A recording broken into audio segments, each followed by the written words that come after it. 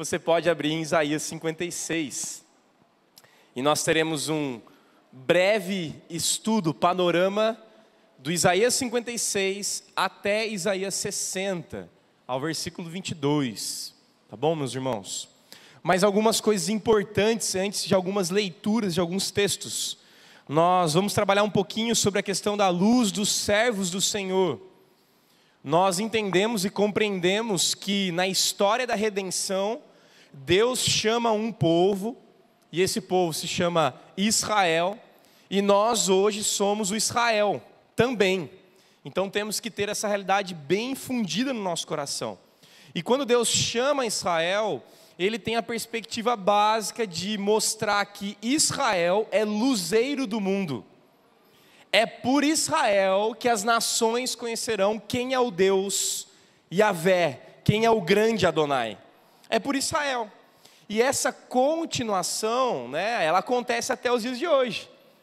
Aonde você acha que o teu vizinho vai conhecer quem é o Deus de Israel? Você, teu coração, tuas falas, teus atos. E é assim desde o chamado em Abraão, em Gênesis 12. É assim desde Adão, quando é constituído ali o povo de Deus. Começa-se em Adão, depois assim por diante, Abraão, Isaac, Jacó. A constituição de povo de Deus é: vocês serão luz. E luz para as nações, para os gentios. Até que nós chegamos no Novo Testamento e nós encontramos nas cartas, nos evangelhos, a demonstração de que não é mais só para os judeus. É também para os gentios. Não há mais homem, não há mais mulher, não há mais gentio, não há mais judeu, não há mais romano, não há mais características de nação. Por quê? Porque todos nós somos um em Deus. Deus constitui a nação chamada povo de Deus. Então, quando nós encontramos Isaías 56, você precisa estar bem claro nessa perspectiva. O povo está voltando do cativeiro. O povo já passou pelo cativeiro, o povo já errou, já fracassou, idolatria, bebedeira, vários textos que nós já conversamos aqui. Nós estamos chegando no fim da nossa lição. Então imagine, já aconteceu o cativeiro e esse povo está voltando. E para a gente entender um pouquinho, para você ter um resumo rápido, dos capítulos, do primeiro capítulo até o 39, nós encontramos uma fala no tempo em que Judá, o reino do sul, está sendo ameaçada pela Síria. Então nós temos ali, primeiro capítulo até o capítulo 39, tendo essa realidade. O profeta Isaías insiste em que os maiores perigos que a nação corre e que podem levá-las ao desastre são o pecado, desobediência e falta de fé em Deus. O povo de Israel, no primeiro bloco, era uma demonstração de quanto ele não descansava no Senhor. Descansava em ídolos, fazia ídolos, desobediência, corrupção, idolatria, adultério.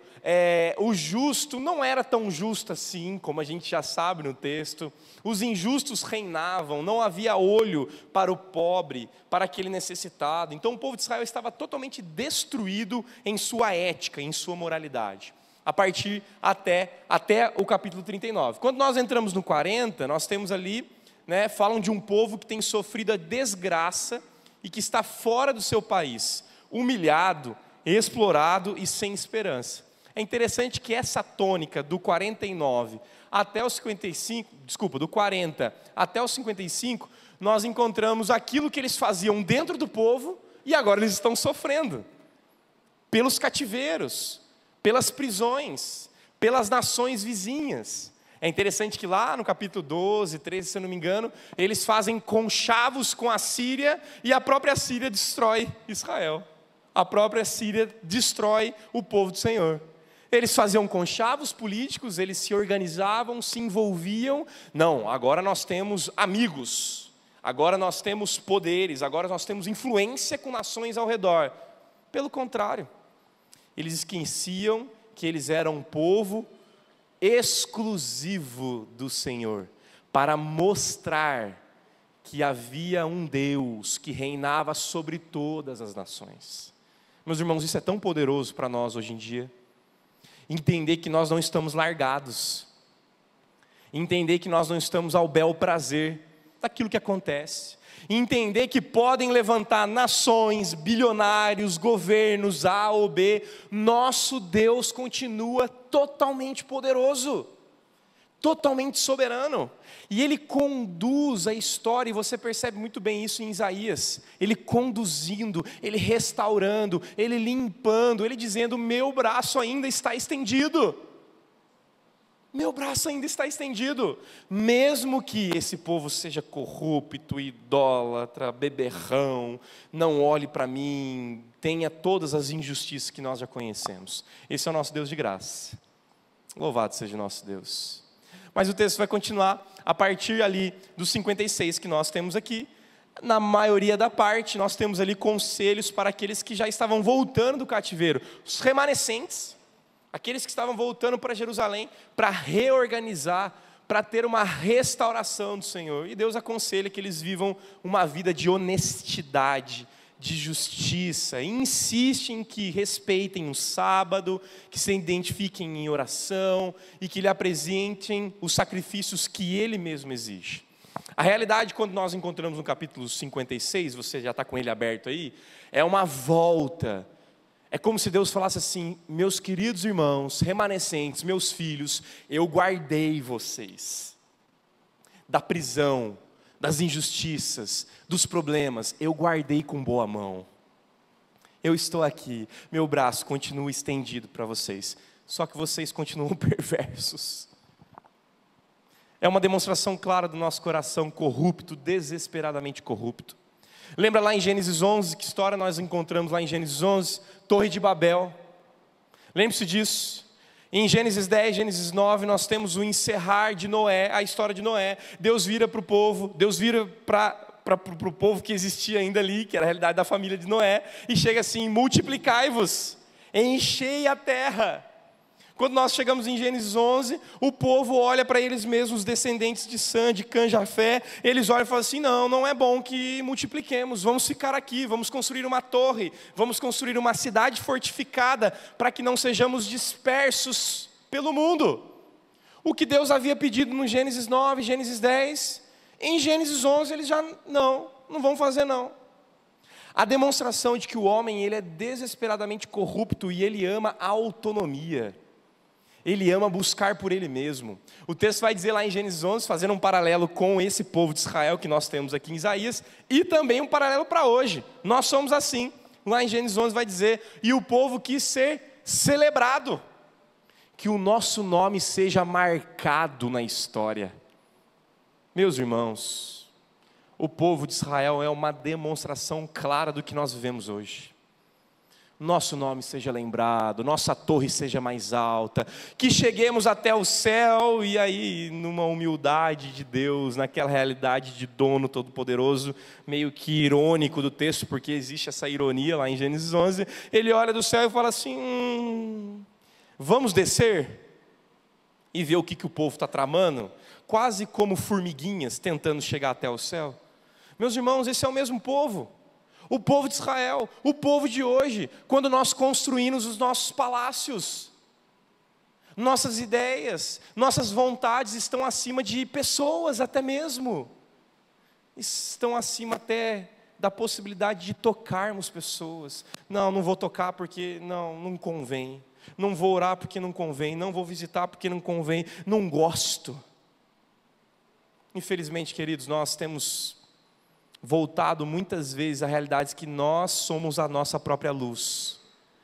E a partir dos 56, Deus vai deixar claro: nós somos luz para brilhar a Deus, para revelar aquele que é o sol da justiça. Quando nós chegamos então no 56, eu peço que você preste muita atenção, nós encontramos uma tônica, uma necessidade de arrependimento. Meus irmãos, é uma linha de Isaías tão linda, tão clara. Você que participou de todas as aulas, você que veio aqui desde o início, você percebe isso desde a primeira lição. Uma tônica, uma necessidade de arrependimento de Israel, como a única maneira de experimentar a gloriosa restauração do exílio, do momento que eles estavam. A tônica de Isaías até os 56, até 66, que nós encerramos aqui semana que vem, nós encontramos uma tônica de arrependimento verdadeiro do coração.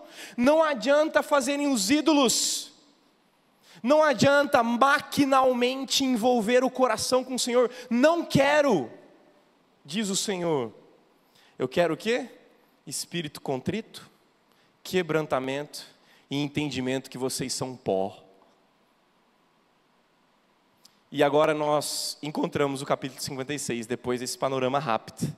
Nós temos ali a vocação dos gentios. Eu quero ler alguns textos. O primeiro versículo, primeiro, segundo, nós encontramos aqui nesse 56 e a gente vai passar rapidamente alguns textos dos 56 em diante. Assim diz o Senhor: mantende o juízo e fazei justiça, porque a minha salvação está prestes a vir, e a minha justiça prestes a manifestar-se. Bem-aventurado o homem que faz isto, e o filho do homem que nisto se afirma, que se guarda de profanar o sábado, e guarda a sua mão de cometer algum mal. A primeira realidade que nós encontramos, do capítulo 56 até o versículo 8, nós encontramos a graça sobre os gentios, que somos chamados como luzeiros, e Deus estende essa graça aos gentios. O texto vai continuar um pouco mais adiante, falando de duas realidades. Primeiro, aqueles que são os gentios, os de fora. Então você encontra ali no versículo 6, aos estrangeiros, e no versículo 3 nós encontramos os eunucos. A demonstração de que Deus salva até mesmo aqueles que são de fora, mas que se envolvem com o coração contrito, quebrantado, que guardam a lei do Senhor e que mantêm a aliança do Senhor. O texto é bem claro. Logo no início do 56, ele restabelece e fala assim: povo de Israel, eu guardo até mesmo os eunucos que são distantes, os que são de fora, eu guardo até mesmo os estrangeiros, aqueles que são distantes e que não estão dentro da realidade de nação, até mesmo eles. Sabe por quê? Porque aquele que me busca em espírito contrito, aquele que reconhece o pecado de seu coração, esse sim, eu estendo a minha mão. Meus irmãos, esse é um ponto muito importante quando nós falamos sobre Isaías. O reverendo Augusto Nicodemos vai dizer que uma das questões mais difíceis e realidades complicadas é tentar fazer uma relação ali entre responsabilidade humana e a soberania divina. Certa feita fizeram uma pergunta para o Spurgeon, falando assim: como que nós conciliamos esses problemas em responsabilidade humana? Nós temos responsabilidades humanas em atender o chamado e a soberania divina. O Spurgeon responde assim: como que eu vou refazer amizades de melhores amigas? Elas não estão brigadas? Quando ele diz isso, ele está dizendo assim, que na soberania divina, ambos caminham de uma forma perfeita. Nós não precisamos entender todas as coisas. O reverendo Augusto ele vai dizer que é como se fosse um trilho de trem, onde lá na frente nós encontramos as duas juntas, mas hoje parecem que estão separadas. Você tem responsabilidade sim da sua vida.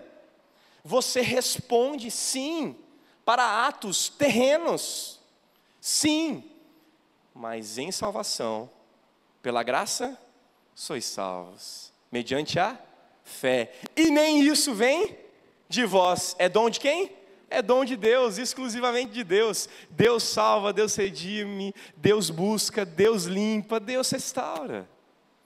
Mas meus irmãos, como viveremos então? Como o povo de Israel? Esquecendo que são nação, propriedade exclusiva de Deus? Não! Nós lembraremos de um Deus que nos chama, como Ele mesmo diz em 56 aqui, mesmo estrangeiro, mesmo eunuco, se eles abraçam, no final do versículo 6 ele vai dizer: servos seus sim, todos os que guardam o sábado, não o profanando, e abraçam a minha aliança. Ele está dizendo assim: meus queridos, faz sentido ser povo quando eu entendo que tem uma aliança junta, uma responsabilidade humana para a soberania divina da bondade do Senhor. Deus é um Deus que chama até mesmo os gentios. Deus é um Deus que está levando ao seu santo monte. Final do versículo 7 ele diz: porque a minha casa será chamada casa de oração para todos os povos. Ó você aqui. Para todos os povos, em todas as gerações, em todos os tempos, a todos os momentos, sem cessar a família, para todos os povos. Então nós percebemos que no 56 há um chamado, um chacoalhar, onde Deus está falando assim: povo de Israel, presta atenção. Até mesmo gentio, até mesmo estrangeiro, até mesmo eunuco, até mesmo os de fora, fazem parte quando entendem a minha aliança e quando abraçam os meus estatutos. Aqui ele coloca o estatuto de guardar o sábado, entendendo que o sábado era o momento de descanso, era o dia do Senhor. Nós fazemos isso hoje, no domingo. Nós entendemos que Deus não é somente o dono do domingo, Ele é o dono de tudo. Mas neste domingo, nós paramos, sentamos e falamos assim: o Senhor guarda a minha casa. Eu não preciso trabalhar no domingo. O Senhor guarda a minha casa. O Senhor sustenta. O Senhor me ensina no domingo de manhã. O Senhor me ensina no domingo à noite. Essa é a tônica do capítulo 56. Nós temos então ali o bem-aventurado homem que guarda, que faz do sábado uma aliança, que não faz o mal. Minha casa será chamada casa de oração. No 56 então nós encontramos um chamado, uma graça aos gentios. Mas o texto vai continuar. A partir do versículo 9, do 56 ainda até o 57, 13, nós encontramos a realidade novamente da idolatria, do pecado de Israel, mesmo voltando já do cativeiro. Lembre-se disso, Deus é um Deus de graça, mas Ele também condena a nossa idolatria, Ele também condena o nosso pecado. O texto vai dizer assim, a partir do versículo 9: vós todos, os animais do campo, todas as feras dos bosques, vinde comer. Os seus atalaias são cegos, nada sabem. Todos são cães mudos, não podem ladrar. Sonhadores preguiçosos, gostam de dormir. Tais cães são gulosos, nunca se fartam. São pastores que não compreendem.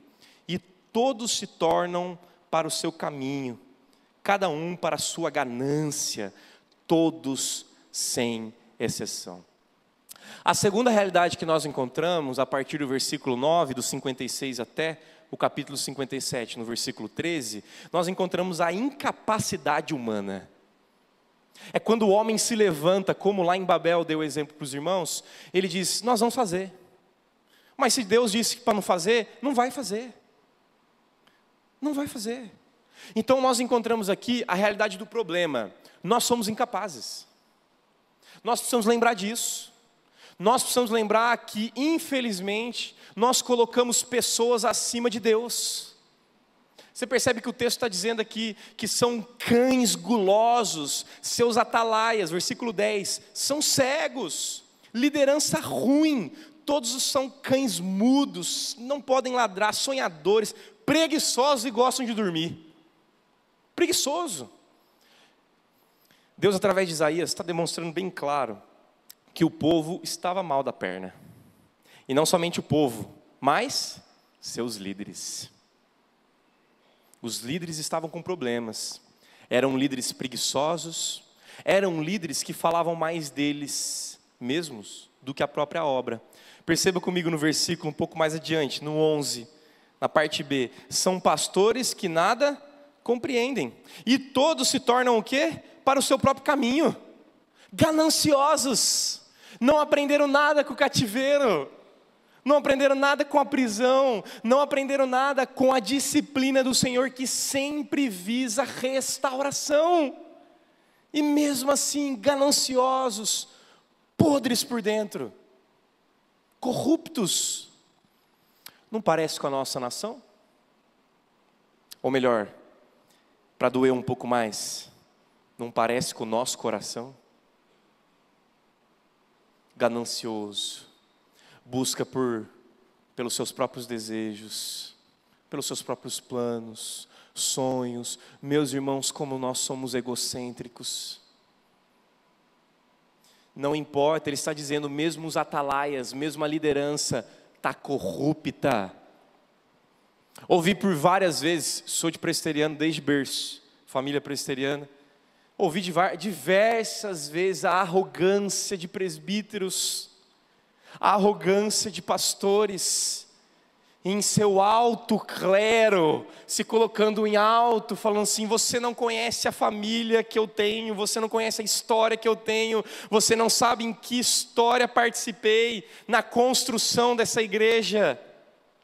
Em alta voz, dizendo que eles são o centro das igrejas. Meus irmãos, o que aconteceu com a simplicidade da igreja? O que aconteceu de rebaixarmos nossas famílias? De entender que a igreja não tem dono?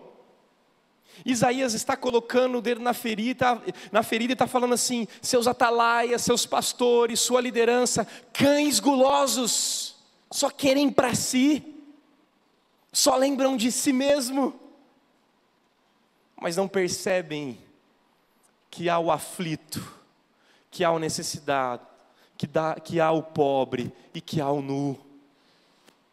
Meus irmãos, quantas vezes nós pensamos dessa forma? Quantas vezes nós levamos instituição e não o evangelho do Senhor? Quantas vezes nós colocamos a realidade de que a oração só é bem feita quando nós chamamos aquele que, vamos chamar o reverendo Stanley porque é pastor. Ei, tem uma oração muito melhor que a sua. Misticismo evangélico, que absurdo! O véu se rasgou, o caminho abriu. Um dos pontos mais importantes da reforma, que nós não falamos tanto, é quando Lutero levanta a realidade do sacerdócio universal de todos os santos. Meus irmãos, você é um grande pregador do evangelho, você é um grande missionário, você é um grande discípulo do Senhor Jesus, e derramarei autoridade sobre vocês, para que façam a mesma obra do que a minha. Lembremos dessa realidade, queridos. Então, no 56 até o 57, é Isaías colocando o dedo na ferida e falando assim: vocês são sem vergonha demais, povo corrupto, idólatra. E ele vai continuar ainda, perceba comigo ainda no 57, perece até o justo, e não há quem se impressione com isso. O povo bom estava morrendo e o povo não estava percebendo. Estava assim: menos uma pedra para a gente aqui. Aquele cara era tão chato, morreu, graças a Deus. Vai embora. Não, até o justo estava morrendo e o povo não estava sentindo falta. Versículo 4, parte B: porventura não sois filhos da transgressão, descendência da falsidade? Vocês estão abraçados com a concupiscência, sacrificam os seus filhos. Versículo 7, um pouco mais adiante, ele vai dizer: sobre monte alto elevado pões teu leito, para lá sobes para oferecer sacrifícios. Símbolos eróticos, versículo 8, símbolos eróticos, puxa as cobertas ao leito e alargas para os adúlteros. Ama-lhes a coabitação e lhes miras a nudez. Meus irmãos, estão falando do celular da época, estão falando do nosso quartinho escuro, estão falando dos problemas da alma, do coração, corruptos. Lembre-se disso, meus irmãos, um dos pontos muito importantes dos profetas é colocar o dedo na ferida para sarar. Mas dói, não dói? Tempo atrás conversei com algumas pessoas num grupo, e a gente falando sobre disciplina do Senhor, e como é difícil, como é complicado. E eu lembro que um dos integrantes do grupo falou assim: Diego, mas dói demais. Eu falei: mas cura, transforma, muda, porque vai chegar a cura. Eu não vou trabalhar tanta cura porque é a partir dos 60. Então o reverendo Marcelo vai trabalhar a perspectiva da cura, que é a luz do mundo, que é o Senhor. Mas cura, meu irmão, dói, mas cura. A igreja precisa ter esse papel na nossa vida. Os pastores, os atalaias, a liderança, que estão olhando mais para si mesmo, para seus próprios umbigos, e não tratam as pessoas. Trabalho, aconselhar dá trabalho, viver em povo dá trabalho. O povo é tudo diferente. Ei, meus irmãos, nós somos sistemáticos, nós somos problemáticos, nós somos complicados. Qual é o nosso papel como povo de Deus? Reunir e trazer graça, bondade. Tua mão continua estendida. Lembre-se desse texto. Continua estendida. O texto vai continuar ainda no 57, um pouco mais adiante, ele vai dizer no versículo 12: eu publicarei essa justiça tua, e quanto às tuas obras, elas não te aproveitarão. quando clamares a tua coleção de ídolos, que te livre. Que você busque aquilo que você está amando. Que você busque a liberdade na sua ganância. Que você busque a sua salvação na tua arrogância, no teu orgulho. É como se Deus estivesse entregando, dando, entregando. Mas no final do 13 começa uma tônica de alívio. Perceba que Isaías, ele trabalha a restauração, a disciplina do Senhor sempre em vários momentos. E as graças são gotas de graças. No versículo 13, no final, ele vai dizer: mas o que confia em mim, herdará a terra e possuirá o meu santo monte. Tônicas de graça em meio às disciplinas do Senhor. Nesse segundo ponto, então, nós encontramos essa realidade, a incapacidade humana, mas mesmo na incapacidade humana, Deus deixando claro, tônicas de graça, Deus deixando gotas de graça, dizendo: mas aquele que confia em mim, não nos ídolos, não no vazio da arrogância, não no vazio do orgulho, não no vazio dos ídolos feitos por mãos humanas. Salmo 115 vai dizer isso, que os ídolos eram feitos por mãos humanas. Prata e ouro são os ídolos deles, obras de suas mãos. Tem olhos, mas não veem. Tem boca, mas não fala. Tem ouvidos, mas não escutam. Tem nariz, mas não cheira. Seus pés não levam em nenhum lugar. Tornam-se semelhantes a eles, aqueles os que confiam. O salmista vai dizer, fazendo uma luz aqui com Isaías, trabalhando essa ideia: você se transforma naquilo que você ama. Você se transforma naquilo que você adora. Tem um livro muito interessante do Felipe Fontes que ele vai falar sobre isso, sobre educação, que você educa aquilo que você adora. É mais ou menos isso, um livro fantástico. E ele vai trabalhar exatamente isso. Meus irmãos, você é aquilo que você adora. Tem gente aqui com cara de dinheiro. Você começa a conversar com ele, 10 minutos, só dinheiro. É só casa na praia, cães gulosos, como diria Isaías. Difícil, né? Se a gente trouxesse Isaías aqui na frente, talvez o pessoal do som ia cortar logo o microfone. Você imagina, o profeta chegando aqui na frente, falando: seus cães gulosos, seus preguiçosos, vocês gostam de dormir. Dói no nosso coração, né? Mas aponta uma realidade de pureza. Meus irmãos, o sofrimento, a disciplina, é Deus moldando teu caráter cada vez mais parecido com o dele. É Deus limpando aquilo que não precisa estar. É Deus transformando. É Deus falando assim: eu te amo tanto, você é meu filho.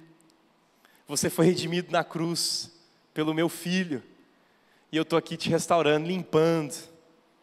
Porque você está sujo demais. Oh, meu Deus.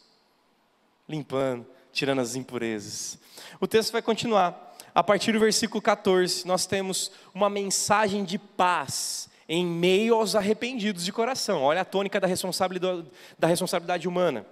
O texto vai dizer, a partir do versículo 15, ainda no 57, meus irmãos: porque assim diz o alto, o sublime, que habita a eternidade, o qual tem o nome de santo. Habito no alto e santo lugar, mas habito também com o contrito e abatido de espírito. Para quê? Para vivificar o espírito dos abatidos e vivificar o coração dos contritos. Meus irmãos, que graça maravilhosa. Eu não sei se você percebeu nesse versículo 15, uma dualidade, um paradoxo tão bonito. Ele inicia clamando a majestade do Senhor. Se for possível, deixa esse texto aqui para mim, o versículo 15. Ele começa clamando, ele começa dizendo, versículo 15 do 57, isso. Porque assim diz: alto, sublime, que habita na eternidade, que tem um nome sobre todos os nomes, que o nome dele é santo. É quase um chamado, lembra de Isaías 6? Santo, santo, santo. deixando bem claro, Ele é Criador, nós somos criatura, ai de mim, eu vou morrer, santo, santo, santo, e Ele deixa muito alto, e Ele está dizendo, ninguém toque em mim, eu sou alto, eu sou sublime, eu habito na eternidade, o qual tem o nome sobre todos os nomes, e mesmo assim, habito com aquele que está contrito, quebrado, com coração humilde. Meus irmãos, que coisa mais linda esse texto. E Ele habita, sabe para quê? Para não deixar o contrito caído, para não deixar o abatido e o ferido no chão. O texto vai dizer que Ele vem para vivificar. Meus irmãos, eu digo de coração aberto, como pastor, plantador, como amigos de vocês, como amigo próximo de vocês, nós precisamos de vida, precisamos de vivificação, de levantamento, de salvação, mas não modelada pelas questões humanas, não esse falso arrependimento que nós encontramos muitas vezes no nosso coração. Não olha para fora não, viu? Olha para cá. Sabe essas forjas que nós colocamos? Sabe esses espíritos que nós, não, estou bem. Não, você não está bem. O texto vai dizer que mesmo nas tônicas de pecado, mesmo com os cães gulosos, mesmo com as lideranças podres, não importa, Deus continua fazendo. Deus continua restaurando, Deus continua vivificando, e mesmo que eu esteja no alto sublime, habito na eternidade, mesmo assim eu ainda habito com contrito e abatido de espírito, para levantar, meu irmão, aqui é lugar do contrito, caído, destruído, abatido, desesperado, aqui é o lugar. Quando nós caímos, nós temos a boa mão, a promessa do Senhor dizendo, vou vivificar, mesmo sem liderança, mesmo com pecado no meio do povo, mesmo com cativeiro, mesmo com Babilônia, mesmo com nações do lado, mesmo acontece do mesmo jeito, Deus é Deus. Isso traz uma paz para o nosso coração, né, meus irmãos? Eu não sei se para você, mas para mim traz. Mostrando que Deus é um Senhor da história, e que conduz, e que a partir desse povo chegou até a gente. Você tem noção disso? Chegou até a gente, glória a Deus por isso, apesar de um povo caído, quebrado. No versículo 16 ele vai continuar, pois não contenderei para sempre, nem me indignarei continuamente, porque do contrário, o Espírito definharia diante de mim, e o fôlego da vida que eu criei.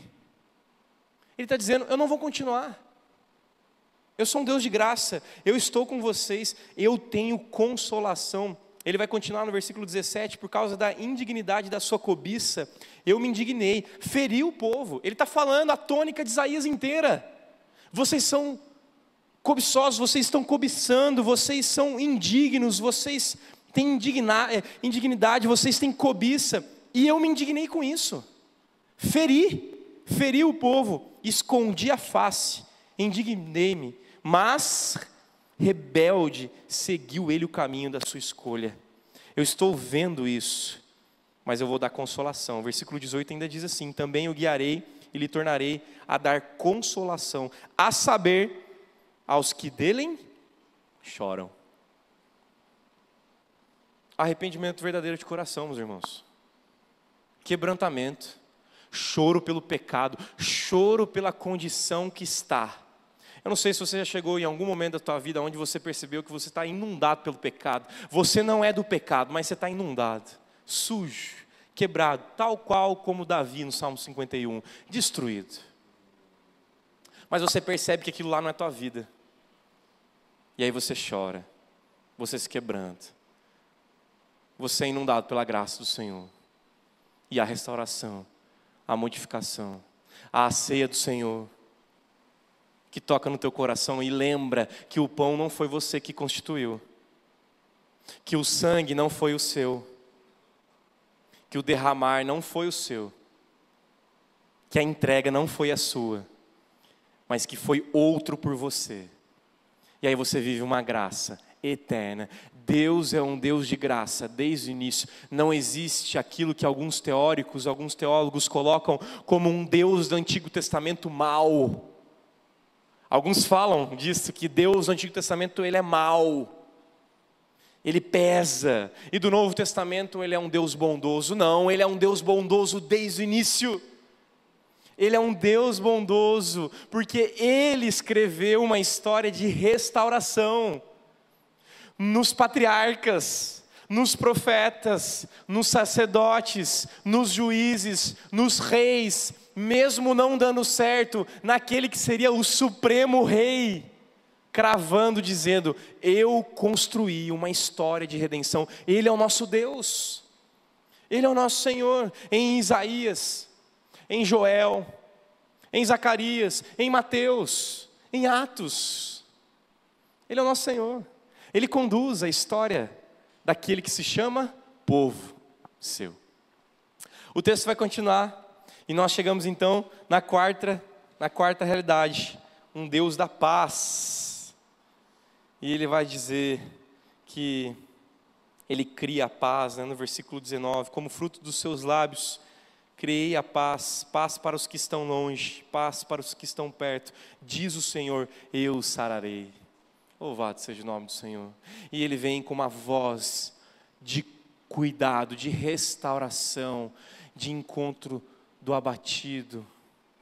Lembra até mesmo de Filipenses 2, 6 e 7, que vai dizer, pois Ele, subsistindo em forma de Deus, não julgou como usurpação o ser igual a Deus, mas antes a si mesmo esvaziou, assumindo a forma de servo, tornando-se em semelhança de homens e reconhecido em figura humana. Gotas de graça para os servos da luz. Meus irmãos, se somos chamados em graça, se somos chamados em luz, somos chamados para derramar graça e para acender a luz. Crente não faz sentido nenhum viver eternamente dentro do saleiro.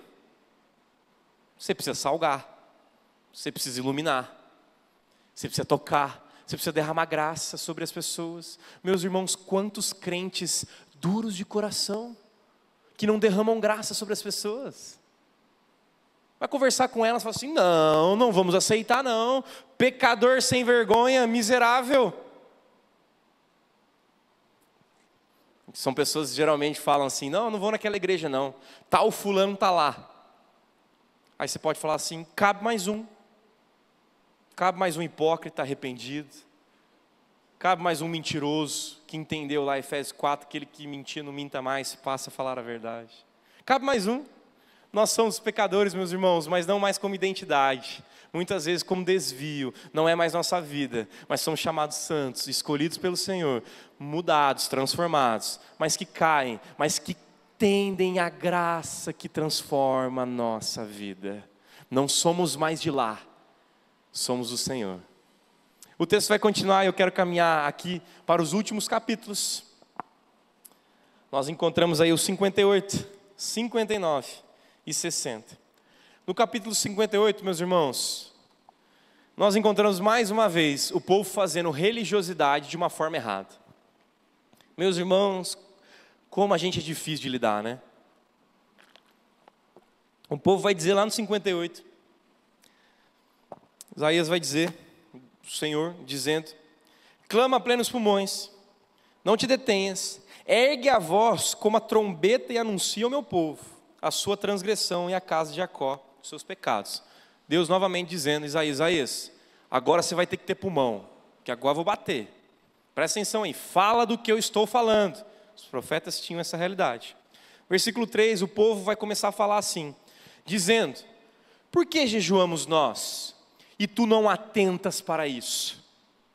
Por que afligimos a nossa alma, e tu não levas em conta?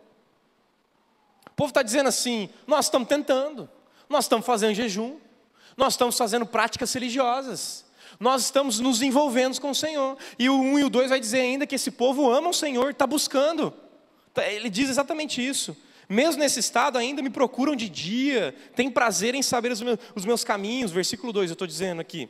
Mesmo nesse estado de corrupção, de complicação, de problemas, de adultério, de sem vergonhice mesmo do povo, vocês estão buscando, vocês me amam. Só que vocês estão fazendo tudo errado. Capítulo 58, a partir do 3, você percebe o que está acontecendo lá. Eles estão chamando religiosidade de proximidade. Eles estão colocando prática distante do coração. Conhece gente assim? Ou também talvez está se conhecendo? Eu estou me conhecendo aqui. Nós amamos práticas religiosas. Nós amamos jeitos de fazer. E colocamos jeitos de fazer acima do Deus Todo-Poderoso. Colocamos as coisas acima do Senhor. E o texto vai continuar. Perceba comigo, ainda no capítulo 58. Eis que, versículo 3, dando na parte B. Eis que no dia em que jejuais, cuidais dos quê? Dos vossos próprios interesses. E exigis que se faça todo o vosso trabalho. O povo estava assim, vão jejuar. Mas o servo vai ralar agora, porque eu vou parar de trabalhar. E aí chicoteava o servo, prendia o oprimido. E batia no pobre, não tinha nem olhar para o povo, não fazia nada. E o povo aqui, não, estou de jejum. Interessante, faz até uma luz lá com Mateus, né, falando como que era o jejum bíblico, né? Você limpa teu rosto, ninguém vai conhecer, ninguém vai saber. Jejum não é bandeira, jejum não é para se colocar na frente dos outros, de jeito nenhum. Se você está fazendo jejum assim, já está começando errado. Jejum é alimento, você corta alimento. Tem muitas pessoas que acham que já estou fazendo jejum de chocolate. Talvez seja um tipo de voto que você está fazendo, mas vai ser bom para a sua saúde? Vai. Mas jejum bíblico é o quê? Corta o pão, corta a comida, tira o pão da terra. O Hernandes que fala exatamente isso. Tira o pão da terra e busca o pão dos céus. Mas o povo estava fazendo jejum e continuando os trabalhos, os vossos próprios interesses, enriquecendo. Eu estou de jejum, mas vai lá, busca lá 1 tonelada de milho para mim. Aí o povo sofria e tal, e o cara sentado buscando o seu próprio interesse. Era esse o jejum que estava acontecendo lá no povo de Israel. E muitas vezes nós somos assim também. E assim continua. Olha que interessante, versículo 4. Eis que jejuais, para quê? Contendas e rixas. Meus irmãos, dá para a igreja colocar coisas religiosas, práticas religiosas bíblicas, de uma forma totalmente incorreta. Diego, isso quer dizer que talvez eu tenha vivido uma vida de 40 anos de coisas religiosas e não ser crente? Dá. Dá, porque Deus está disposto a olhar ao coração. Tem muita gente na igreja como Israel, amando prática, mas não importando com o coração. Sabe o que o texto está dizendo? Dizendo assim, exatamente assim, vocês estão jejuando para brigar. Talvez até uma briga de assim, eu estou 5 dias sem comer. Não, mas eu estou 10. Não, a última vez que eu comi foi só um cordeirinho. Não, mas eu só tomei água. E contendas e rixas entre eles. E o texto ainda vai continuar dizendo, o que está acontecendo? Vocês estão ferindo com punho iníquo. Jejuando assim como hoje, não se fará ouvir a vossa voz. Deus não vai ouvir. Práticas sem coração. Toque sem fogo. Práticas religiosas. Bater cartão na porta da entrada ali. Talvez para alguns irmãos seria até bom colocar ali uma biometria e falar, vim. Tuc. Já não venho hoje mais. Toquei. Tuc. Diaconei lá, estou lá com os diáconos. Tuc. Meus irmãos, é exatamente isso que Deus está condenando. Estão usando práticas bíblicas, práticas reais, de uma forma o quê? Horrenda. O texto ainda vai continuar e vai piorar a situação. Olha só o versículo 5. Seria esse o jejum que escolhi? que o homem um dia aflige a sua alma e incline a sua cabeça como um junco e estenda debaixo desse pano de saco e cinza, chamarias tu isto de jejum e de dia aceitável do Senhor? Ele está deixando bem claro, é só por fora. Olha os fariseus nascendo aqui, ó. Olha os nossos corações. É só por fora. É só para inglês ver. A gente usa esse termo, né? É só por fora. O coração está podre. E agora ele vai dizer no versículo 6 e 7, ele vai falar assim: eu vou arrumar teu coração.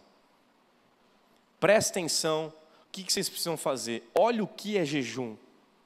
Porventura, não é este o jejum que escolhi, que soltes as ligaduras da impiedade, desfaças as ataduras da servidão, deixes livres os oprimidos e despedaces todo jugo?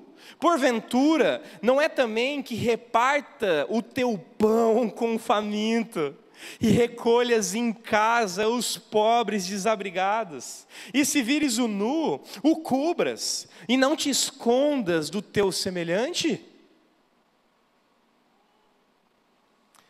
Deus traz o coração com a prática aqui. Ele fala assim: vocês estão fazendo só para briga. Para e faça o jejum do coração. Reparta o pão com o pobre.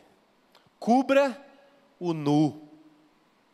Tire as amarras dos encarcerados. Perdoe os aflitos. Toque em pessoas. Em toda a tônica de Isaías, é Deus dizendo: eu estou preocupado com o coração. Meus irmãos, você pode fazer muita coisa para Deus, mas teu coração não está envolvido. Não existe quebrantamento. É mais sobre o teu nome, é mais sobre a tua posição, é mais sobre o teu ministério, é mais sobre o teu instrumento, é mais sobre aquilo que você pode fazer. Deus, eu faço para o Senhor. Mãos impuras. Volta, Ele está dizendo isso, volta. O jejum que eu quero é que você olhe para o próximo. Meus irmãos, aquele que é crente entende o que o texto está dizendo. Aquele que ama Jesus entende que tem uma realidade do próximo, do toque, do libertar. Tire as ligaduras da impiedade. Vocês são ímpios, vocês não confessam o Senhor, vocês estão distantes. Ah, sim, neste dia, depois que você entendeu o 6 e o 7, versículo 9: então clamarás e o Senhor te responderás. Deus se importa com o nosso coração. Eu estou aqui me importando com o coração, e eu continuo aqui ainda. E eu queria realmente ter esse entendimento da palavra do Senhor. Meus irmãos, se você está aqui hoje achando que práticas espirituais, achando que práticas religiosas, achando que você, por ter 70 anos de SAF, acho que não tem ninguém com 70 anos de SAF aqui, chutei alto para não pegar ninguém, se você acha que isso faz com que você ganhe um elogio do Senhor, ou que você consiga talvez até mesmo a salvação, porque alguns colocam como salvação, você está totalmente enganado. Práticas religiosas podem se transformar em ídolos vazios do teu coração, te levar para um lugar onde você não tem intimidade com o Senhor, apenas práticas religiosas vazias. Eu não escuto esse jejum, diz o Senhor. Meus irmãos, correndo, porque eu já passei um pouquinho, Mas no 59 nós encontramos ali um texto que eu disse várias vezes para deixar bem claro.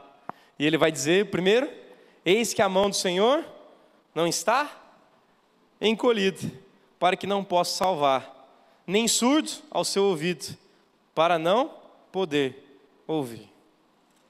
Nosso Deus continua salvando, e Ele tem como fim, o capítulo 60, a restauração. E ele exemplifica de uma coisa muito bonita, como eu disse há muito tempo nas primeiras lições, que questões escatológicas no texto de Isaías tem, na realidade, ali, uma restauração de Israel, ali naquele momento, mas tem também realidades o quê? Vindouras, futuras. Então também tem perspectivas futuras. Nós encontramos aqui no capítulo 60, a realidade das nações, a mudança, a glória da nova Jerusalém, dali, de Isaías, mas apontando também para frente. No versículo 13 do 60 ele vai dizer, a glória do Líbano virá a ti, o cipreste, o almeiro e o bucho, contentamento, para adornarem o lugar do meu santuário, e farei glorioso o lugar dos meus pés. Vários textos deste são apontados lá em Apocalipse. O versículo 11 é apontado no capítulo 21 de Apocalipse. As tuas portas estarão abertas de contínuo. Dizendo, então, uma realidade ali, do momento, e também vindoura. Então, já, e mais para frente um pouquinho ainda, um pouco mais adiante. No capítulo 60 nós encontramos isso. E eu queria encerrar, eu sei que o 59 tive que passar um pouquinho mais correndo, mas eu queria encerrar com o final do capítulo 60. E eu queria encerrar com essa graça da Nova Jerusalém. Meus irmãos, Deus tem graça para o teu povo. Deus tem graça para o teu coração. Se envolva em arrependimento verdadeiro, se envolva em quebrantamento, e entenda que não tem esse negócio de ficar passando verniz. Todo jejum, 14 dias, mostrando para o povo, faz teu jejum calado, quieto, no teu quarto, fechado. Teu Deus sabe disso, conhece. Mas eu queria encerrar com, a partir do versículo 19, no 60, que diz assim, nunca mais te servirá o sol para a luz do dia, nem com o seu resplendor a lua te iluminará, mas o Senhor será a tua luz perpétua, e o teu Deus a tua glória. Nunca mais se porá o teu sol, nem a tua lua minguará, porque o Senhor será a tua luz perpétua, e os dias do teu luto findarão. Todos os do teu povo serão justos, para sempre herdarão a terra, serão renovos por mim implantados, obra das minhas mãos, para que eu seja glorificado. O menor virá a ser 1000, e o mínimo uma nação forte. Eu, o Senhor, a seu tempo, farei isso prontamente. Essa é a graça, lá em Israel, que aconteceu, que foi derramada, que será um pouco mais adiante. Ele vai começar a falar, a partir do 61, as boas novas do Senhor sobre Israel daquele momento. Mas, meus irmãos, essa é a graça que nós teremos daqui a um tempo. Nós não precisaremos mais do sol como nós conhecemos hoje. Sabe por quê? Porque o sol da justiça brilhará eternamente. O Cordeiro chamará a todos nós para as bodas e falará, acabou, encerrou. Apocalipse 21 vai dizer que não haverá mais lágrima, nem pranto, nem dor. Porque as primeiras coisas, o primeiro sol já passou, a primeira lua já passou, o que o texto está dizendo, tudo agora se fará novo. Essa será a restauração final. Meus irmãos, eu queria aplicar isso no teu coração, dizendo que é essa restauração que nós temos em Cristo Jesus. O sol da justiça.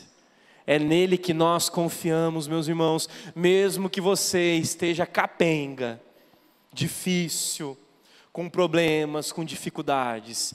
Esse é o chamado para aqueles que são chamados servos da luz. Glória ao Senhor, glória a Deus por isso. Somos chamados a entender e a compreender que somos luz, porque temos um sol da justiça. Que um dia, meus irmãos, tudo findará, e nós descansaremos nele para todo sempre. Amém? Vamos orar, queridos, encerrando esse momento. Ó Pai, obrigado pelo Teu texto. Tais aulas são abençoadas para nós, ó Pai. Precisamos tanto corrigir algumas questões. E nesse rápido panorama desses capítulos, tantos ensinamentos foram abordados, mas neste momento nós pedimos pela aplicação que vem do Santo Espírito. Ô Senhor, corrija aquele que tem colocado a confiança no seu próprio braço. Corrija aquele que tem colocado questões religiosas como meio de salvação. Questões religiosas como vivência, ó Pai. Ó Senhor, nós faremos até o fim em gratidão e não para conquistar. Nós estamos aqui neste domingo de manhã aprendendo porque somos gratos a Ti. Tira, Senhor, o peso legalista que muitas vezes nós colocamos, ó Pai. Ó Senhor, o Senhor está com a mão estendida. Continua com a mão estendida. Em Cristo, nós sabemos disso. À luz dos gentios, à luz dos judeus, à luz daqueles que estão aqui presentes nesse templo, o sol da justiça que reinará para todos sempre e concretizará a Tua obra na segunda vinda. Senhor, essa glória futura nos traz paz, nos traz até mesmo ansiedade para que chegue o mais rápido possível, Senhor. Ó Deus, Maranata, ora vem, Senhor Jesus. Nós clamamos como igreja, como povo do Senhor aqui presente. Louvado seja o Teu nome. É no nome santo de Cristo que nós oramos. E agora, meus irmãos, que a graça de Cristo Jesus, o amor de Deus, o nosso Pai, e o consolo do Espírito Santo, seja sobre cada um aqui presente hoje e para todos sempre. Amém.